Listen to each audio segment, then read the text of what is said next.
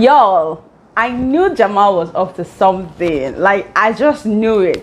Anyways, hey guys, welcome back to my channel. If you're new here, my name is Lami.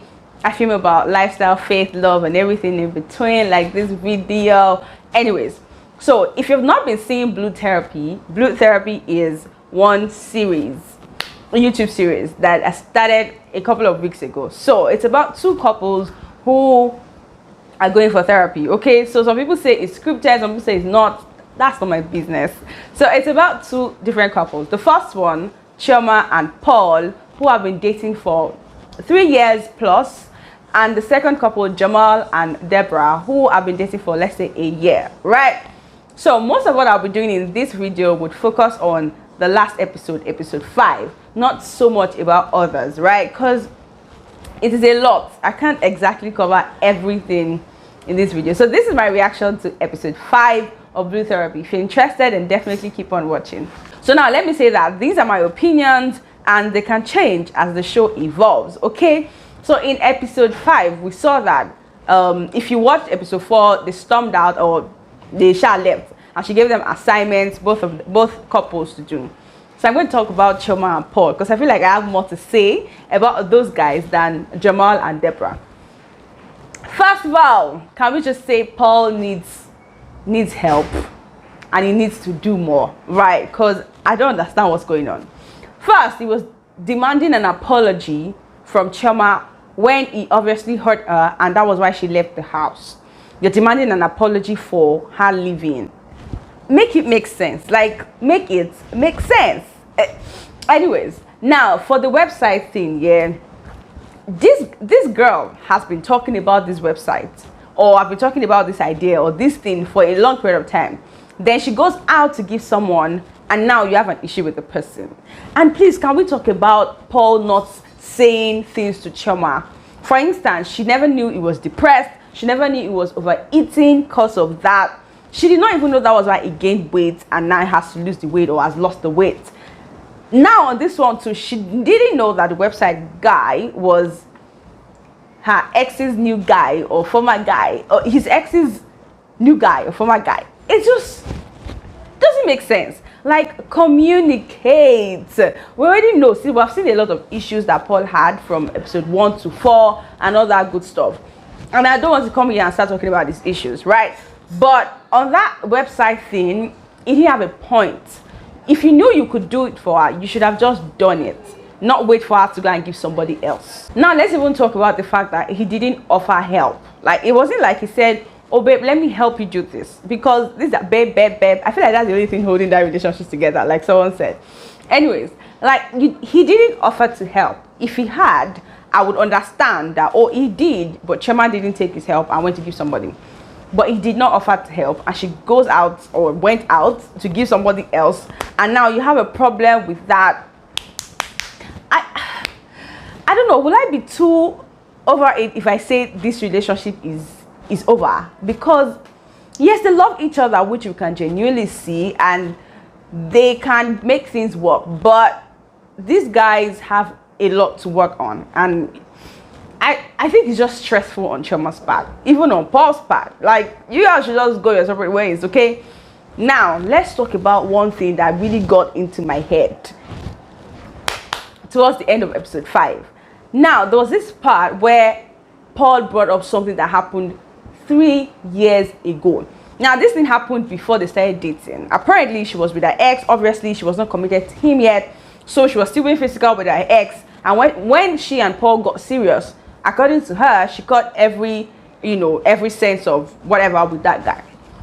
Now Paul brings that up and makes it seem like it was something she did recently. She has never cheated on you in this relationship. You have never had a reason to think of her in that light. So where is this coming from?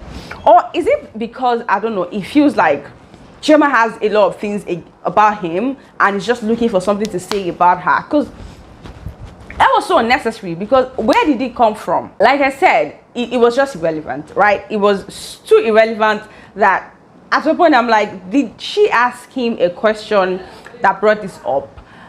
I feel, gosh, he didn't even have a reason to say it. He didn't. And it wasn't even like she did something wrong. or she was cheating on him then. No, they were not committed to each other and she was with someone else, and now you're bringing it up. And he had the effrontery to say, and I quote, if she has focus in her life, she will focus on one man. Bruh, like, I'm even beginning to doubt that this man is 32, because a child should not think like that. I'm sorry, but even a child should not think like that. Like, make it make sense. Make it make sense.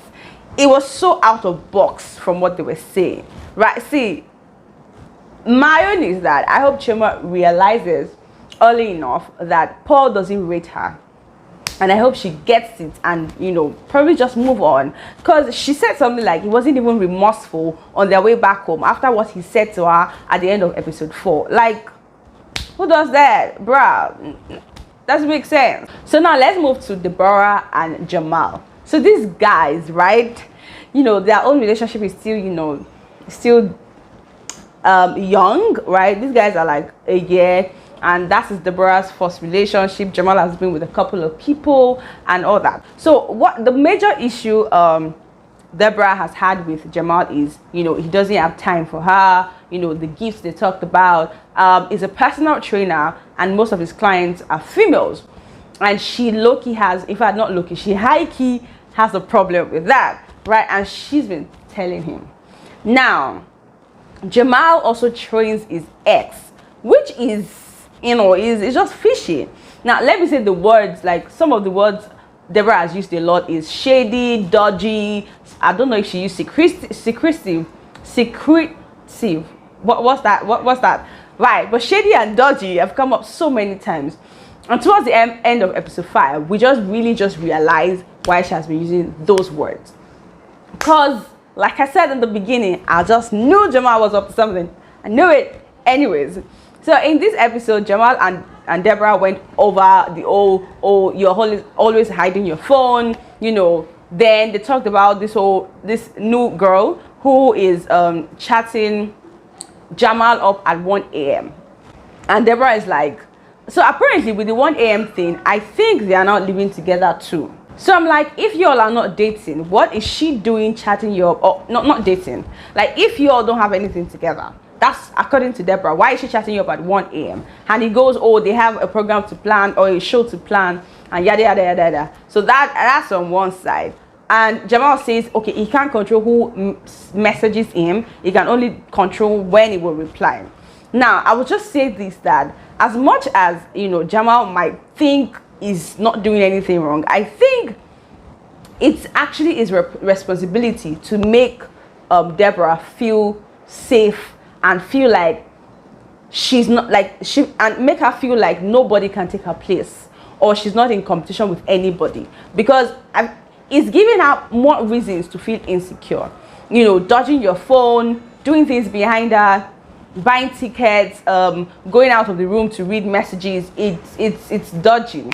So now let's just wrap it up by saying, you know, at the end of the whole episode, apparently Jamal and his ex at a point had something. Now he said they didn't have sex and he didn't exactly say what happened, but he said they were in the car for like 4 to 5 hours together. And the therapist, what's her name, Denise, asked him if he was ready to tell Deborah. But I feel like if he should say, Deborah is going to literally tear him up, right? Because she already had insecurities about the girl. I said, oh, when she saw her, she now felt, okay, she's a good girl, nothing to worry about. But now there's something to worry about. And babe, I'm just saying that episode 6, it's gonna be hot. Like, anyways, guys, if you're watching Blue Therapy, let me know. Let me know, also know what you think about the series. What do you think about episode 5? Have you seen it? What do you think about the series and all? Do you think both relationships are over and they should just, you know, they should just find their square root, or they can actually work on these relationships and, you know, work something out? Anyways, guys, let me know if you want me to continue reviewing the series, though, as I would really love to do. And hopefully I'll see you guys on my next one. Don't forget to smash the like button, subscribe if you're not, and see you guys in my next video. Bye.